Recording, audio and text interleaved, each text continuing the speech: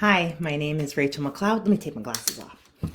I am a licensed clinical social worker and emotional wellness coach. I'm a life coach, and I really help people do the brain work of resolving symptoms of anxiety, depression, and traumatic stress, and really yeah, when the brain does that work, it not only heals, but it also helps create function and flexibility and adaptability. And it's helping your mind body system integrate your emotional intelligence. And that is really what makes your life better and better. That's what makes success possible.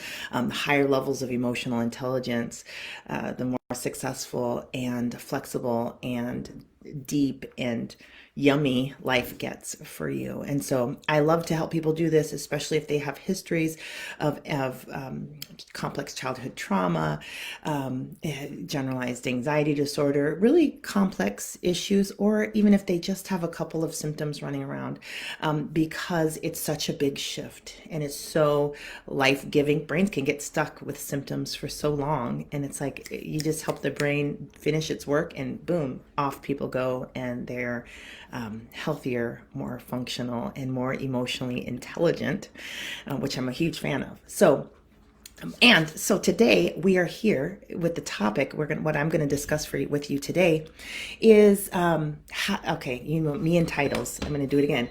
Let me see if I can find it. How to resolve complex symptoms of anxiety, depression, and traumatic stress, post-traumatic stress. Also, traumatic stress, but I'm going to focus on post-traumatic stress over here. They're very same. The brain function with anxiety, depression, and traumatic stress are the same. They just produce different symptoms, right?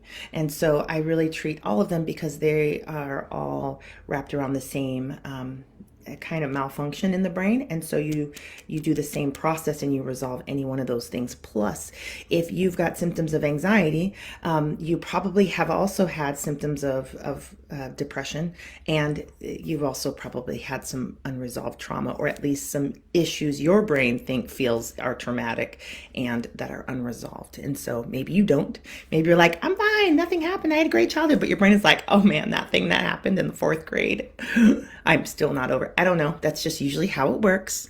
I don't know if it's your fourth grade or whatever it is, but there's usually, we usually will experience all of the things because it's the same brain malfunction.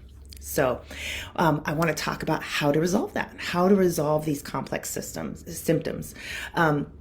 In previous videos, I've talked about intervention use. I've talked about the healing process, how to get the mind body system to complete the work to actually heal and create health and wellness. And so I'm going to try. That's one of my favorite topics, but I'm going to try not to go there again because I'll have you revisit just the video I did right before this.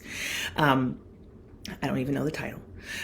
However, I'll put it in this. I'll put it in the comments after I'm finished with this so that you can go straight back to there if you're like, wait, what's this healing dance that we're doing? It's very simple. It's very quick, and it works consistently with each and every symptom, and it's how brains heal. And so I'm relying on that process over and over again. That process is so simple. It's so easy. I teach interventions so people can really start using these. And when you use these interventions, you will watch your symptoms resolve. And some of them will be easy that you'll just 30 seconds of working with your brain in this different way, and it will unravel the symptom. Your brain's done with it. It doesn't show up anymore. There are other symptoms that are more complex. And so those ones, it's like you use these interventions, are like not moving and they're stuck. And then you think, well, maybe intervention just doesn't work.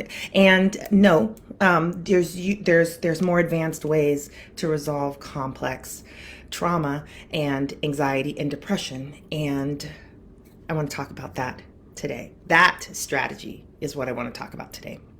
I don't think I've talked about it like this before, so I'm really excited about this, but I'm also a little nervous. It's very strategic and simple, but I also want to not make a mess of it, because in brains, it can be like a mess in there, right? And so it's like you follow this route and this route and this route, you know.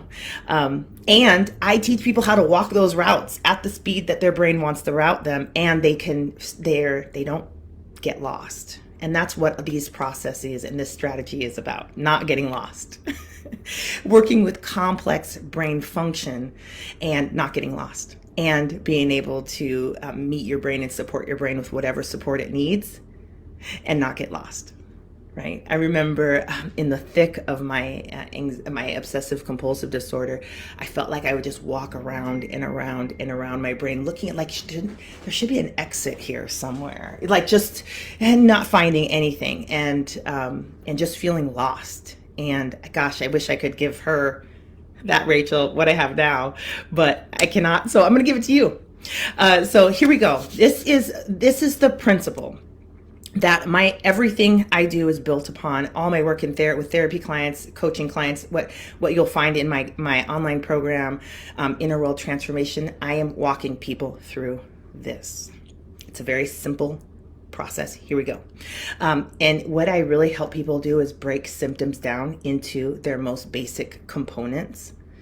And I help people do that, do the healing work anywhere in whatever part of them the symptom is. Some of the symptoms is because they're complex. Some of the root issue will be in the body. Some of the root issue will be in the subconscious mind, in the belief systems, in the conditioning, and our programming. Some of the issues will be in our thoughts, in our conscious awareness, what we're aware of and what we're not aware of yet.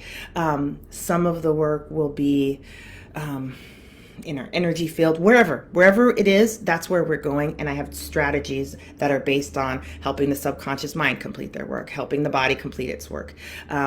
So we're breaking it up into different parts of the brain, right? Different parts of who we are, different parts of the inner world.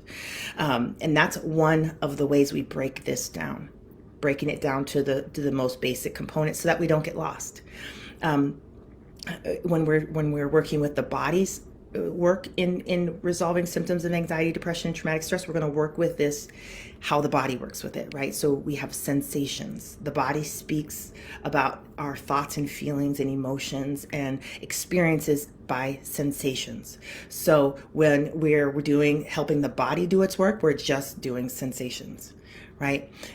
The subconscious mind does beliefs, right? And stories and images and colors. And so when we're doing subconscious mind work, we're staying in that realm.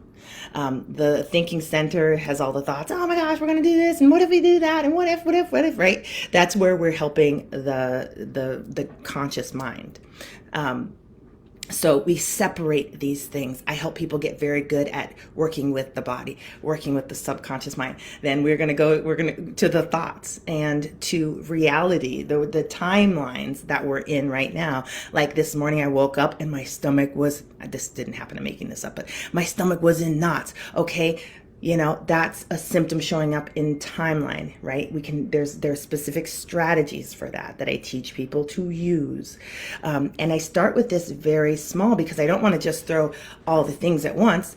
I help them start with the most simple, complex thing, the simple thing that they can get massive results with very little skill. Right? Because I want them to really start resolving symptoms, and I want them to be able to do the most basic work. Plus they're learning how to handle their inner world and their work together with their inner healing process. So I give them something super, super simple to start with. That's what people get in the first part of Inner World Transformation, that strategy.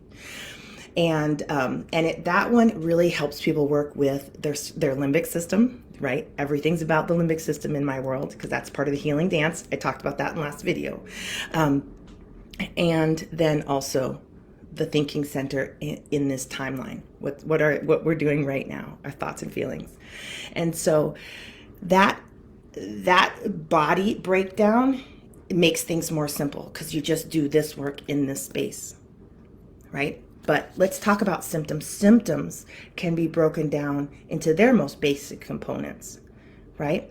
If I'm having a panic attack, some of the basic components here are the emotions in the panic attack: the fear, the despair, the panic, the overwhelm. And then, right, so we've got those feelings. Those can be the most basic. We've also got, we can break it down into the body sensation. Now tell me about the body sensation. Well, when I'm panicking here, my heart's racing, my stomach is heavy, my chest is tight, right? So we're breaking it down. I don't have people do this that with intense symptoms like this all at once. We'll just do one, and then we match it with the healing process, right? So we've got these two things here. We're just going to pay attention to the emotion of panic in here, right? We're gonna pay attention to the fear or despair or hopelessness. People, when you practice working with the brain, the predominant emotion will people are saying it's the thing that's top of mind, right? So there's all these little clues to work with the mind that people, if I tell you about them, you will notice them, right? And if you your next symptom, go ahead and write down 5 things about it, and those will be the things your brain wants resolved about them. And then there's strategies for working through that thing, right? Gosh, I just so want to demonstrate this for you, but I have to figure that out. I'd like to do some live work with people, audience members live, so you can see this happen in slow time and I can point it out to you, show you brain function like that. However, when you do this in your inner world, you have all the experiments you need, and you start, hey, Rachel said to do this. Okay, but all these other things are going on. I know, and Rachel said just do this one, and just don't pay attention to those other things right now, just this one, and then work that one through. You'll watch the shift go through all of the different things and reorganize, and then you'll come back at it again, and you'll be like, oh, that doesn't bother me. This is an issue. This still is. And a lot of times that will become the next small, tiny component that you're working with. When I have people do this in the beginning, I have them work with tiny little components. That's all their brain's healing process can move right now. And I want them to succeed. I'm only going to give them enough that they're going to succeed with. Just like if I had with my toddlers, right? You bring them in, you don't just have them eat a whole hamburger, right? You take one little thing. I'm going to sneeze here. Let me see. Excuse me. You take one little piece of that. Maybe you're going to start with the hamburger, right? And you cut it up into really small pieces that they can feed. Or maybe you baby bird the situation. Maybe you're a bird and you eat the stuff, right? I don't want to gross everybody out, but I don't know what you're doing here, but you're going to break it down so that baby is successful with that food. You don't want to make it, you don't want risk. You don't want challenge. You want joy. You want this baby to have a fantastically joyful time with the eating experience. I'm the same way. When we're starting to, I know that when my clients are finished with this, they are going to be better at processing symptoms of anxiety, depression, and traumatic stress than most therapists. I'm not in a rush to get there because I know it's going to happen. We don't have to, right? That rush is part of the limbic system, right? It thinks that this is the only moment and that we have to do it right now. And it's like, I get that. And the truth is that skills are built one skill at a time, and it can be beautiful and fun and phenomenal, right? So when we first begin, we do really, really small, right? I have them do that for 1 week. Just little tiny bits. But in that 1 week, they come back and they tell me my inner critic is not, I can't even find it. There's a nice voice in my mind, and that anxiety I had in the morning that was knocking my whole day off is gone. I make cupcakes this morning. I hear all sorts of things because anytime the brain completes the process, growth occurs. Anytime the process gets complete, symptoms resolve. And so they come back like, look what I just did. It was very successful. And then it's time for the next skill. And so we'll take things, and then I can teach them how to look for the next component in it's more complex than emotions, right? And I'll teach them how to work through the next component, which are events that have occurred in our life. Sometimes I will have people only work on the events that are happening currently. I give them like a 48-hour window. You don't get to go past that into the past. I do this with people that are severely traumatized, and that are not that stable yet.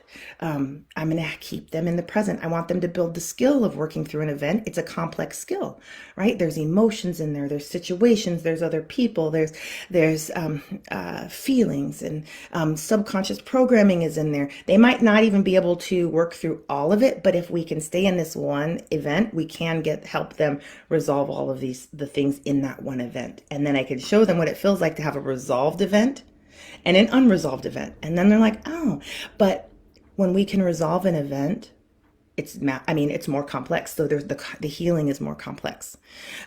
So I have them stay practicing that for 1 week.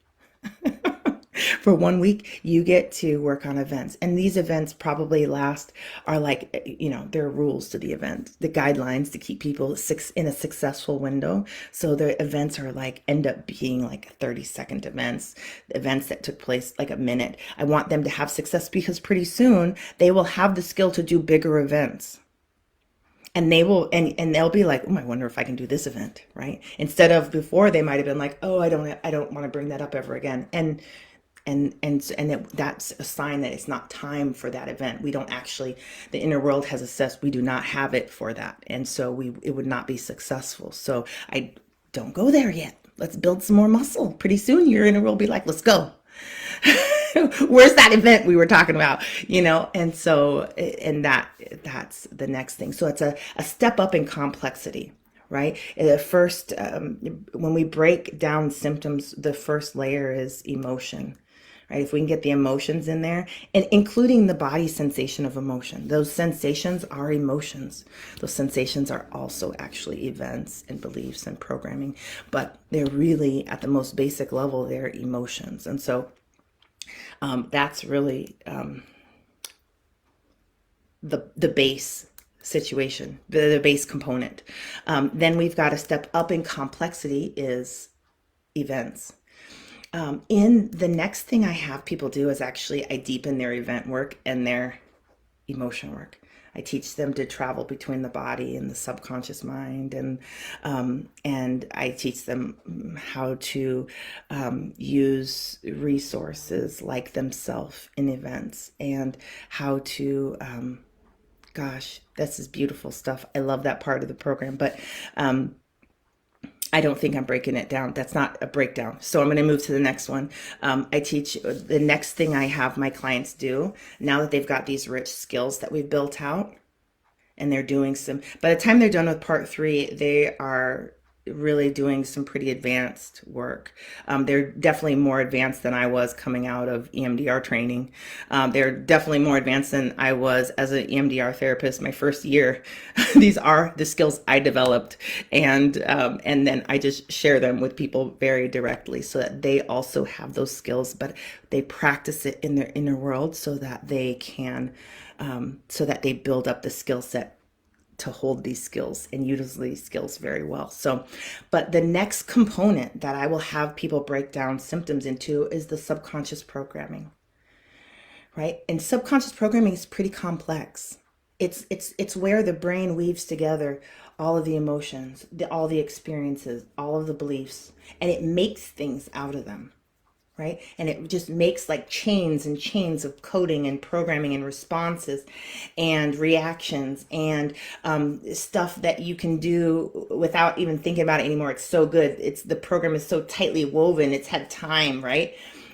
Some of these programs are really harmful to us, and they really need to be unbraided and rebrushed and styled differently, and some of those trauma strands taken out, and the limiting beliefs, oh, we don't need this one anymore. And I want you to have the skill of taking this apart and pulling these things out. Actually, your brain will do that. You guide the brain to do that, but it's nice to pretend we're doing all of that. You feel like you're doing all that, but really you're saying, hey brain, let's get that one, and your brain's like, absolutely, I'm on that, let's go. And so you'll watch you and your brain unbraid some of this subconscious programming that is problematic and causing you to do things that you don't want to do. This is the stuff where you're like, I know I should not be doing this, but I keep doing it.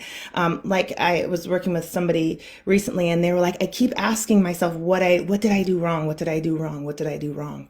Right? And they know they didn't do anything wrong. They know up here they didn't do anything wrong, but the program is running where they ask themselves what they did wrong. This is a self-harming program. So what we did is we began the process of dividing this out, and I'm teaching them. It's actually their first time going this deep. So I'm teaching them how to do this. And so we're brushing this thing out, and pretty soon, this will be over, and her subconscious programming will match her understanding, her conscious understanding that she did not do anything wrong. Right. And there's several other beliefs that are starting to come through already that I'm like, oh, I can't wait till those get loaded in. Right. And the brain starts saying like, hey, we need some new beliefs here. And so it starts to pull them in here and try them out. And it's like, ooh, I like that one. Or it'll put it on there and be like, I don't really like that one. Let's go bigger, or yeah, we're not ready for that one. Let's go a little smaller. We'll unbraid this later and put a better one in. But for now, this one will do. Right. And so it weaves that back up. So some of these some of these symptoms that we have, like for her, this symptom of what's wrong with me, what did I do wrong, was traumatic stress.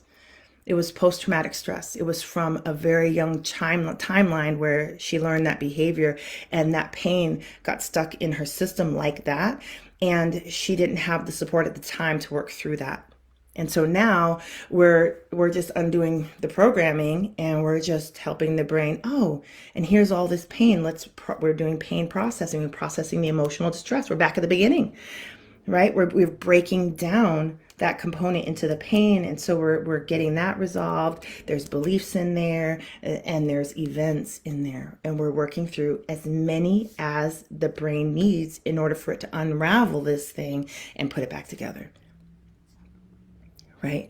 And for her, this symptom that we're at is pretty complex. And we're probably, we worked on it for 20 minutes today, and we're probably 2/3 of the way through. And, or maybe, let's be generous and say we're 1/3 of the way through. Right. But when we finish this, the pain that she's been carrying for decades will be gone and resolved, and she will be more whole, and she'll have access to new parts of her, and those parts will not be preoccupied with trying to figure out what's wrong with me. That will be finished, right? And that's so liberating. We get so much time back when that occurs. And then so many other possibilities open up, because now the brain is ready to receive. It's not rejecting things that are different than this important, wrong, but very important, dearly held belief that's deep in the subconscious programming. That's got to get out of there, right? So those are some of the symptoms. Those are some ways to really resolve these symptoms. It was just really breaking them down into their parts, breaking them down into successful pieces. And, I've been writing some content about break things down. I gave an example yesterday. And I'll add that in the comments as well, so you can look through that article that I wrote. And I wanted you to see that there is a very systematic way to break down any symptom of anxiety, depression, and traumatic stress, and heal it and resolve it. And it can really be fun. And I know that that's weird, but really we heal the fastest, we learn the fastest when we're playing games. So anytime I can gamify something for somebody, I'm going to, right? And sometimes the pain is so massive, we're not gaming, right? We're not gamifying that, but we can always set it up to be easier. I've got a client that's got something really big coming to the surface, something that she's been avoiding her entire life. And it's coming. I hear it loudly coming, and so we are prepping, right? We are prepping for it to make it easier, to make the passing of that emotion and the emerging of that part of her as easy and painless as possible, and hopefully beautiful and phenomenal, an amazing experience she'll remember for the rest of her life. Right? But if we don't prep, it's coming out anyway, and we will not have that opportunity to really shape that like this.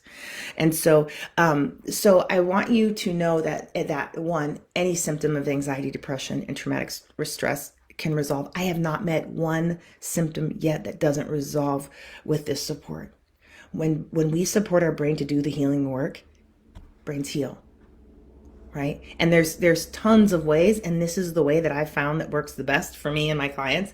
And so this is the one that I really share, and it's really beautiful when you get that right support. And so the strategy that I'm sharing with you is break it down into small pieces.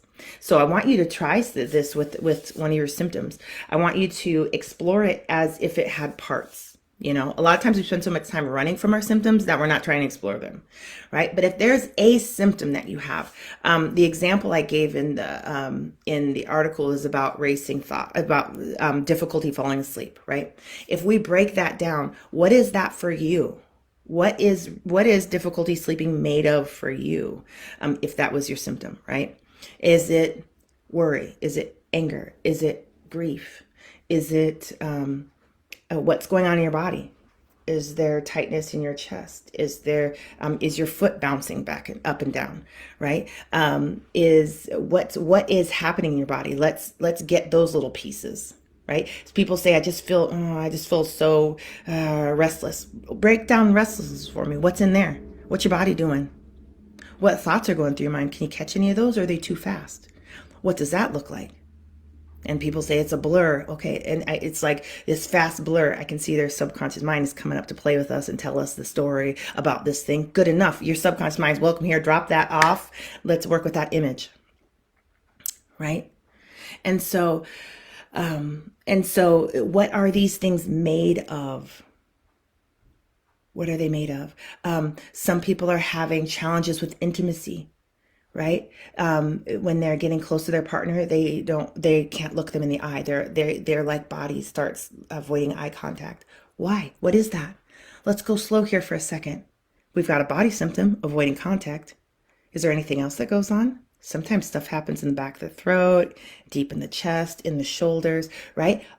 We're breaking it down. If we grab what's going on in the throat and we use an intervention with that, we just pay attention there and we're doing some tapping, or maybe we're moving back and forth, or we're tapping. We're using one of the interventions of any kind, breath work, emotional freedom techniques, thought field therapy, EMDR. This is stuff you can do on your own in 2 minutes of time, and your brain's getting a ton of the right support for it. And so it's working through it. It's like, oh, and all of a sudden this sensation in your throat becomes information and data that's missing pieces. And so this part of the brain is actually getting all this new information that it gets to weave together and analyze and say, these two things, I don't know if they go together. And okay, and well, and then there was this thing that happened, and and it gets to do its job with more information, because the throat information has moved through past the limbic system up to the front, right? There's this bottom up movement that all this information needs to go through. That's the design. Goes in there, and then it reorganizes it and comes back down and in, right? And now we actually are, well, when that gets finished, we'll be able to hold more eye contact in that moment. And maybe it still goes down. It says there's more roots. There's another component in there that hasn't healed yet, right? And so what's that? And being able to really tune in and find that other component, and you can. And what's really cool about this is just the act of tuning in. We're repairing something really important for you. Especially if you are somebody with complex childhood trauma, you experienced neglect, you grew up with mentally ill caregivers, people that were emotionally unavailable to look deep into you as a child and to see you and to understand you. We are repairing that. We are giving you that experience where someone's checking in on you. Someone's asking you, where is that? It looks like you're going through something. It looks like, ooh, I noticed your eyes dropped. Are you scared? Right? We are giving your body that attention that it's not had before. That is deeply reparative. We are building we're building your neural network to the self, to you. Now you are able to do this, which would have happened already if you had an outside, if a parent was doing that to you, or checking in with your inner world. It does so much stuff. It tells the child there's an inner world, right? And then it tells the child, oh, we look inside. So then the child starts to look inside at the inner world, right? And the child's building the circuitry for that. And so even if the parent stops doing that, like maybe there's a moment where the parent isn't around, or the child goes off to college, the child still knows, oh, I should probably look inside, right? How many of us get to 30, 40 and have never checked inside, right? That neural network needs to be built. And so just by going through this process of breaking things down into itty bitty parts, you're building that. Yourself is actually getting attention. It's like, oh, there are answers in here. Oh, I have all this information. I've been waiting to say this. I didn't know I was supposed to say it, right? We are reteaching your nervous system how to show up for itself, how to be a self, how to gather the information from the self and bring that in. A lot of us, because of mentally ill caregivers or addiction or trauma or disease or whatever, they were so self-absorbed, we learned to look into them. They're looking into them, we're looking into them. Like we didn't really get the experience to look into the self. And so this is wiring that. You didn't ask for that, but let me tell you how that helps with complex symptoms of anxiety, depression, and traumatic stress. Is we're teaching the brain how to utilize the information coming from the self in a very constructive way for the first time ever. That means that once that thing is built, it will start happening by itself automatically. And this prevents massive symptoms from occurring in the future.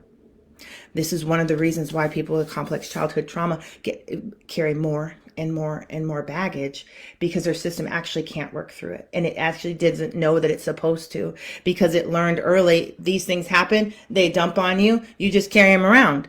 Yeah, and that's not how it works. So let's have a couple successes so that you can learn, actually that helps, that feels good.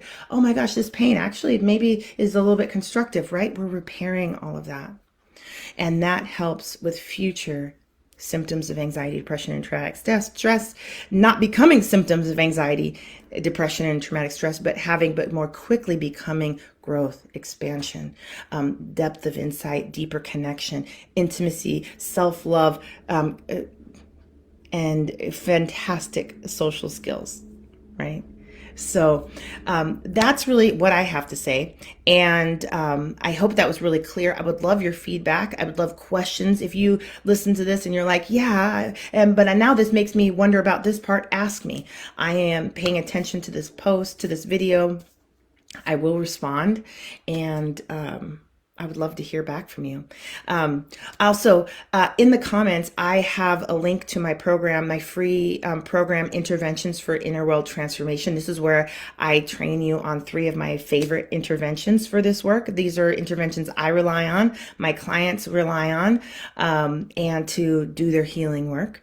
And I would love for you to have an opportunity to try those out and see how they work for you and experiment with them. If you don't like them, fabulous, right? If you love them, if you're like some of my clients are like, is this magic? No, this is healthy brain function. We're actually working with the specific part of the brain that determines whether these symptoms heal. This information gets to move through the healing process, or if it is used for survival activities, fight, flight, freeze, faint, or fawn, right? So I invite you to do that. If you already have a tool that works, but you're like, I don't know how to resolve the panic attacks I'm having, or I can't stop going into fawning and being a people pleaser. I don't know how to do some of this more complex work. I invite you to take a look at my program, Inner World Transformation. That's exactly what it's designed to help you with, is really to resolve the complex issues and to really learn how to work with your inner world in a really powerful, strategic way where you can make progress and not get lost. So, and it's easy to follow. There exercises I guide my clients through are in there, and that's available to you as soon as you get started. I only give content out in there once a week because I want you to do the work for a week, and then they'll be ready for the next one. And so the work in there, the exercises are designed to fit in your everyday life. And also, like if you do 5 minutes of paperwork, right? Like there's some active exercises in there. I want you to do the paperwork on paper and pencil so that you're building a foundational skill of observation and noting, right? Plus the brain is like, it comes up, you're working on something, and then it goes back and disappears. And then it's like, where is it? If you write it down, you can call it right back up. Right. And so that's important because we want to retest it afterwards and see how it's doing. Anyway, I invite you to use those things. And if you're somebody who wants to work with me directly, that's available. You can learn more about that on my website, rachelmcleod.com, and sign up for your first session on there. So wonderful having this conversation. And I'm going to read the comments here on the side, and then I'm going to wrap up. Okay. All right. Alex says, when I am in a lot of pain, sometimes I say, I'm so sorry. I'm so sorry. I really didn't do anything. The pain is associated with some unknown flashback. Is this subconscious programming? Yeah, this is subconscious programming. Especially if you're doing it repetitively. This is what you do in that space. It sounds like a flashback. Yep, you've got that. Gosh, there's so many strategies for this. There's some simple ones is, I don't know what intervention you use. So I think I would like to know what intervention you use if I was going to share how to do this. And I don't want to give you guys any clues here because I don't know if you know how to work with this. And something like this sounds very young. And when you go back to really young, you need some good skills or really good support. And so I don't want to tell you how to do this because it's really easy. And then you're going to be doing it, and then you might not have the skills for it, and you could do some harm to yourself. And then you're going to say, well, Rachel's, no, not here, not today. Okay. So, but there are some really great ways to work on that. And it sounds like you're chasing the right thing. You're hunting down this, and it sounds like your brain is bringing it up for you. It's coming up to be healed. So it's not coming up because your brain doesn't know that, it's saying, well, I'd love to help you in this moment, but this is what we've got. And can you heal that for us so we can do better, so we can do something different? And that's really a beautiful opportunity. So, and then Alex says, thank you. This was wonderful. Thank you. Thanks for the feedback. I love the feedback. All right. I will see you all later. Be well.